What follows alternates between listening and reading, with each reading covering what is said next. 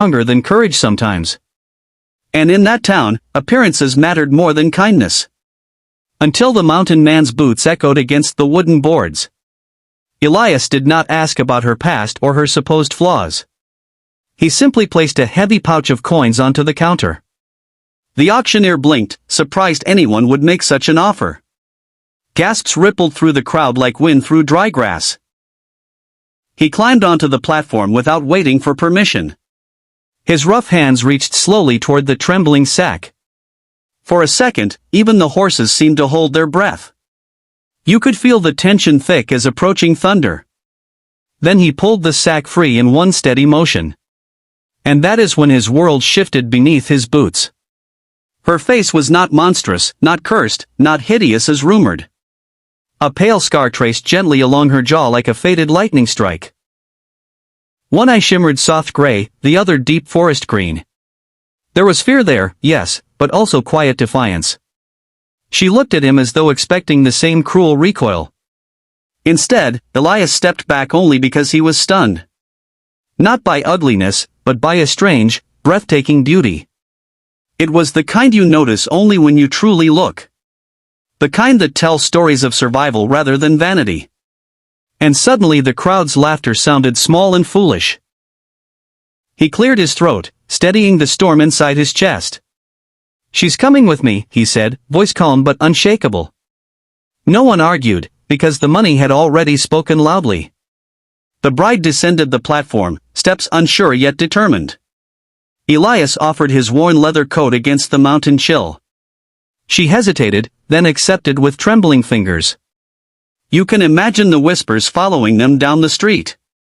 People always talk when they do not understand courage. But neither of them turned around to listen. The mountains were calling, and they answered together. The journey upward was long and silent at first. Snow patches lingered in shadows despite the warming season. She finally spoke, voice soft as falling ash. "My name is Clara," she said, barely above a whisper. He nodded once and told her his own name quietly. There were no grand speeches, no promises made hastily. Just two strangers climbing toward an uncertain future. "You and I both know trust grows slower than pine trees." Yet something fragile began forming between each careful step. Perhaps it was understanding born from shared loneliness. When they reached his cabin, smoke curled from the chimney gently. Inside, the space was humble but surprisingly well kept.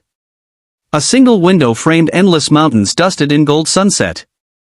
Clara removed the coat and stood awkwardly by the door. Elias busied himself with the fire to calm his racing thoughts.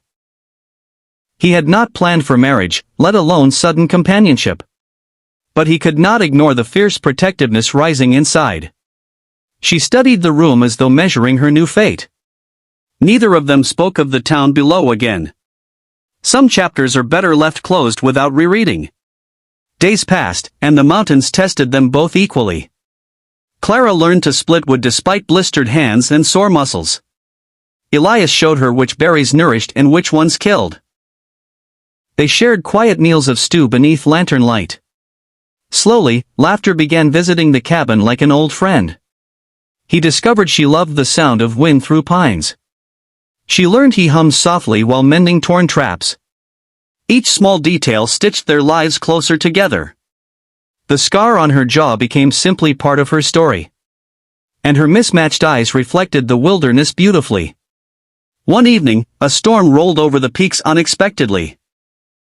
Thunder shook the cabin walls like distant cannon fire.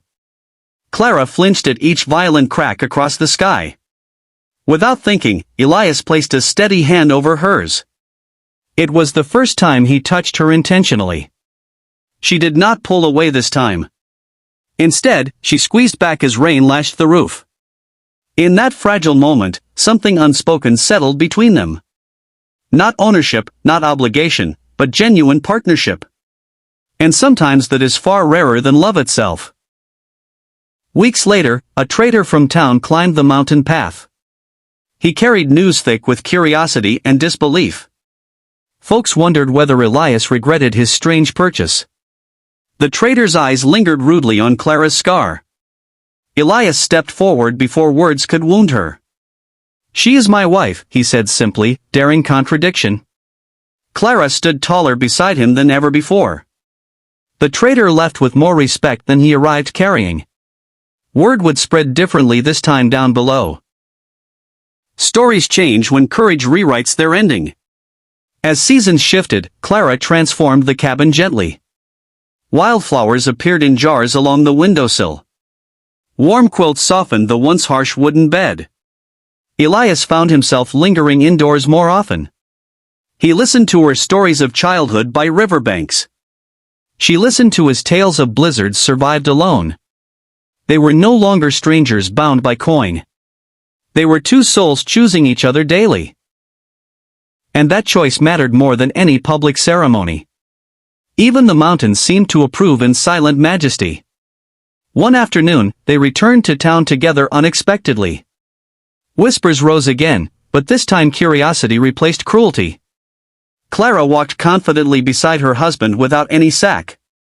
Sunlight caught her mismatched eyes like twin gemstones. Children stared, not in fear, but fascination. The same rancher who rejected her watched from afar. Regret flickered across his weathered features briefly.